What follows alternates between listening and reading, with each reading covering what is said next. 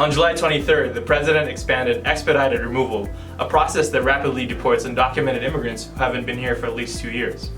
What do you mean expanded? Well, expedited removal used to only apply to people who entered within the last 14 days and were encountered by immigration officers within 100 miles from the border, but now it applies to people nationwide. But I don't get it. What's the problem with expedited removal? It was put into law in 1996 to both remove people very quickly without having to see an immigration judge. Low-level immigration officers could act as both the prosecutor and the judge and remove people really quickly. You mean people don't even get to see a judge? That's messed up. Yes, it is, but it only applies to certain people. So who does this actually apply to then? Well, it's important to remember 3 things. If you are undocumented, if you have been in the United States for less than 2 years, and if you enter without permission, this might apply to you. But even with these changes, it's important to remember that people still have rights. Yeah, that's exactly right. People have rights. When you encounter an immigration officer, you have the right to remain silent. You don't have to tell them your name or where you're from. But I've heard that even US citizens and legal permanent residents have been picked up by ICE. Is that true? Yes, that's true. Unfortunately, that's happened.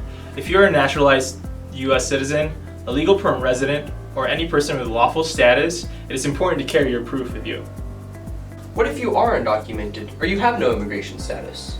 Well, remember, this only applies to undocumented immigrants who have been here for less than 2 years. So how could someone prove that they have been in the US for at least 2 years? Well, you should gather and collect documents that show your presence here in the United States, but don't show your immigration status. This can include your children's school records, your tax returns, your utility bills, and leases that you've signed. But expedited removal only applies to those who enter without permission, right? Yeah, that's right. So if you enter with permission through a port of entry with a visa, save that visa so you can prove that the expedited removal does not apply to you.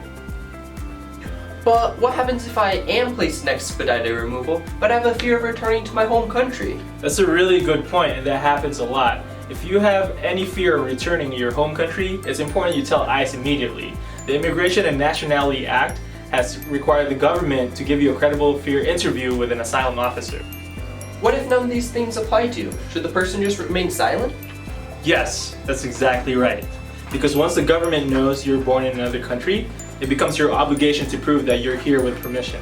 It is necessary to remember that you have rights and power, no matter your immigration status. Now more than ever, it's important to join local organizations that fight for immigrant justice across New Mexico. If you have any questions about your immigration status, don't hesitate to call our Friday phone hours from 11 to 1 and speak to our attorneys. More information in the description below.